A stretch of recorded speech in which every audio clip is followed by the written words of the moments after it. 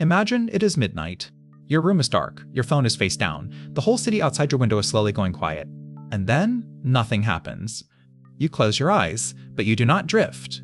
You turn over, count backward, breathe slower, and wait for that familiar drop where thoughts start melting into dreams. But the drop never comes. Now imagine that same thing happening to everyone.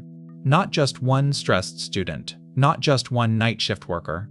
Everyone on Earth suddenly remembers what sleep is, but forgets how to do it. At first, it would almost feel like a gift.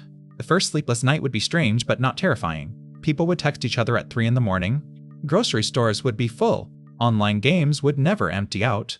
News anchors would joke that humanity had just discovered 8 extra hours in the day. For one night, the world would feel bigger. Restaurants would stay open. Families would make pancakes at midnight. People would start projects they had been delaying for years. For a few hours, it might seem like the future had arrived. No more losing a third of your life to a pillow. No more alarms. But this is where the trick begins. Because wakefulness is not the same thing as being alive and ready. By the next morning, people would still be standing, still talking, still pretending they were fine. But the world would have a slight delay in it. Someone would read the same email 4 times and still not understand it. A cashier would give the wrong change, then stare at the coins like they had changed shape. A teacher would stop in the middle of a sentence and forget where the sentence was going. Nothing dramatic yet, just tiny holes. And the scary part is that the holes would not feel like holes from the inside. They would feel like confidence. Sleep loss does not always announce itself as, I am impaired. Sometimes it says, I am fine, everyone else is annoying. So people would keep going. The second evening would arrive, and now the world would face its first real test. Usually, tiredness has an exit. You lie down, and the brain slowly hands control to deeper systems. Heart rate changes, body temperature shifts, memories start getting sorted. Muscles relax, the outside world fades. But in this version of Earth, the exit door is painted on the wall. Everyone can feel the need to leave, but no one can open it. So the brain would begin doing something dangerous. It would start taking sleep in pieces. You might be walking to a train station and lose 4 seconds. Your eyes stay open, your body stays upright, but for a moment, you are not fully there. This is called a microsleep. It sounds small until you place it inside a moving car, or a hospital, or an air traffic control room. A road safety agency warns that a 4 or 5 second microsleep at highway speed can carry a car more than 100 yards. Now multiply that by a planet. The first global emergency would not be people collapsing in beds. It would be vehicles drifting, surgeons blinking at the wrong second, and workers pressing the wrong button. Parents would stand in kitchens and suddenly realize the stove had been on too long. And then comes the stranger part. Scientists studying sleep-deprived animals have found signs that small groups of neurons can briefly go offline, even while the animal is awake. In other words, the whole creature may still look awake, but tiny neighborhoods inside the brain are already trying to sleep. That image changes the story. The brain is no longer one united country. Some districts are awake, some have closed their doors, and the person in the middle is still trying to act normal. Before we go deeper, if this kind of strange science story is your thing, like and subscribe.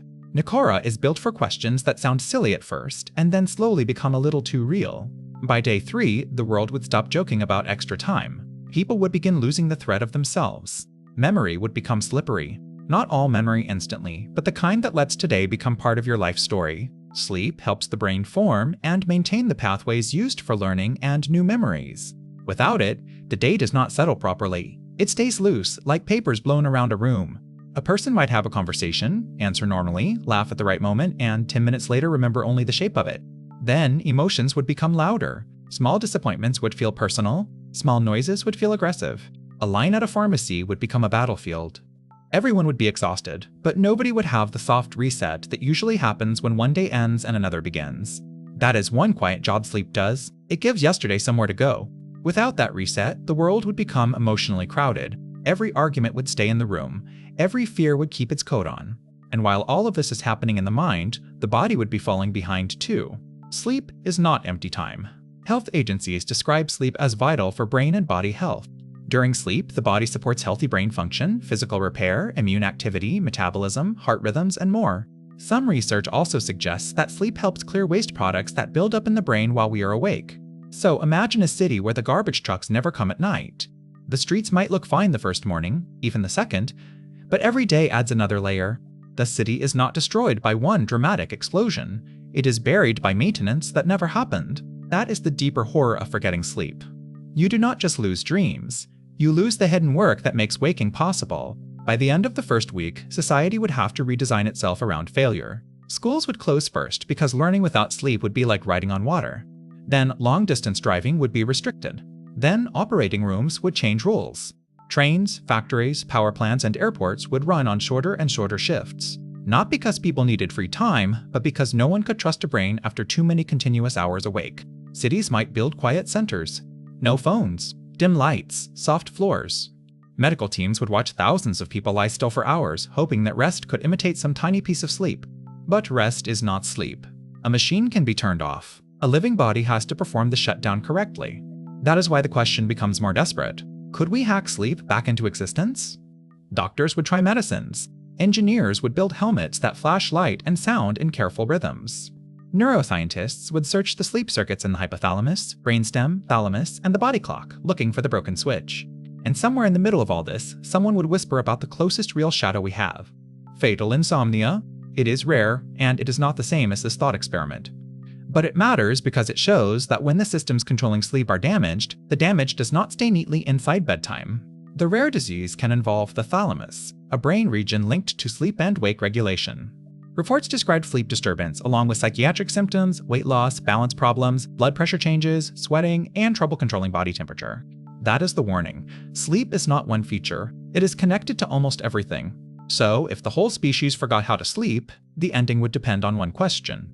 Did we lose sleep completely, or only the habit of entering it? If sleep were truly impossible, there might be no heroic solution. Humanity could slow the collapse, protect the most important jobs, reduce accidents, and buy time. But without the state itself, the body and brain would keep missing repairs that cannot be replaced by motivation. But if sleep were still hidden somewhere inside us, if the machinery still existed but the doorway was jammed, then the first person to sleep again would become the most important person on Earth. Not a president, not a billionaire, not a general. Just someone in a quiet room, finally breathing slower. Doctors would watch the monitors like they were watching a sunrise. And maybe that is how the world would change. For the rest of history, sleep would never be treated as laziness again. Beds would not feel like places where life stops. They would feel like repair stations.